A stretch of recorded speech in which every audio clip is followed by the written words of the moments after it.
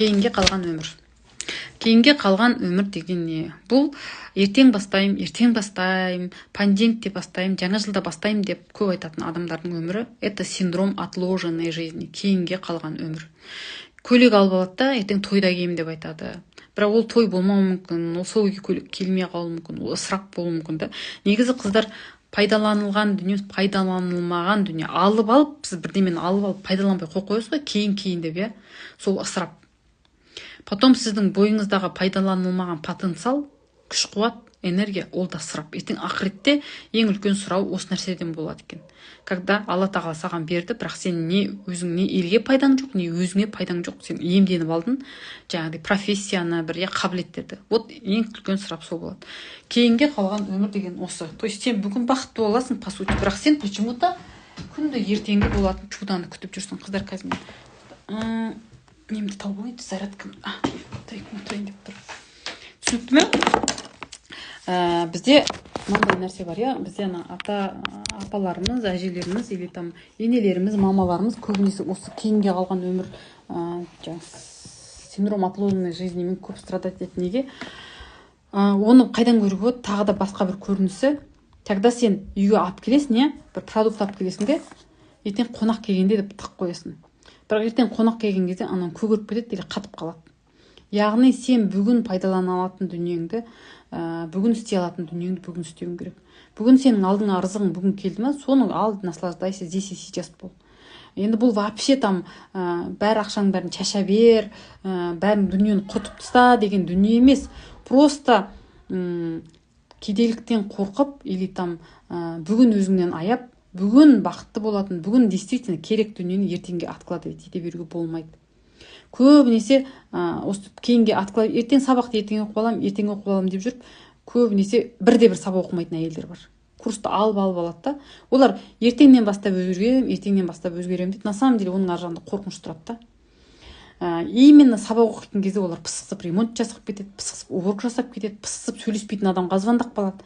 На самом деле бейсаналы түрде ол адамдарда страх бар. Мен қазір өзгерсем, мен өміріме жауапкершілік алам. Мен жауапкершілік алған кезде менің өміріме бір проблемалар келеді. Ол проблеманы өзім шешуім керек болады. А если мен не так шешсем, оның последствиясына өзім жауап беруім керек. Мен содан қорқамын. Түсінікті ме? То есть ол ар жағында үлкен бір қорқыныштар болуы мүмкін. То есть здесь и сейчас болып өмір сүріп бастаңыздар, қыздар. Ләззат алып бастаңыздар. Мен бір танысым бар. Бір алыс танысым да. Бүйтіп айтады да, мен каждый жаңа жылда ол сылтау қылады. Мен жаңа жылда намаз бастаймын. Сөйтіп ол жаңа жылда бастаймын деп келе жатқаны уже бар ғой, 4 жыл бұрын, 5 жыл бұрын сондай болды. Соны биыл айтамын ғой. Как раз 1 январда маған оны көріп қалып сөйтіп. 1 январ болды ғой, не болды, бастадың ба? Жоқ дейді, мен айтамын ғой.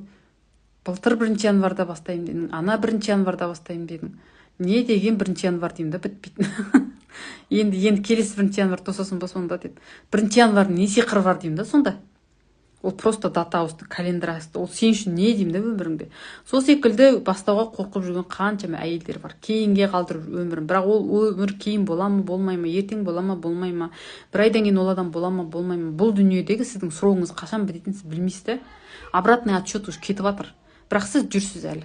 Ертең бақытты болам, бірсі күні бақытты болам, ертең амал етем, бүйтем, сөйтем, там консультацияға келем деп 1 жыл әлі жазып жүрген әйелдер бар. Мен сізге барам обязательно. Мен сізге барам дейді. На самом деле ақшасы бар кезде ол алады да, керек емес дүние құрып тастайды да. Себебі ол не істейді? Бақытты болуға қорқады. Негізі дейді қыздар, адамдар бақытсыз болудан гөрі бақытты болуға қорқады. Көп адамдар бақытсыз болудан гөрі бақытты болуға қорқады дейді.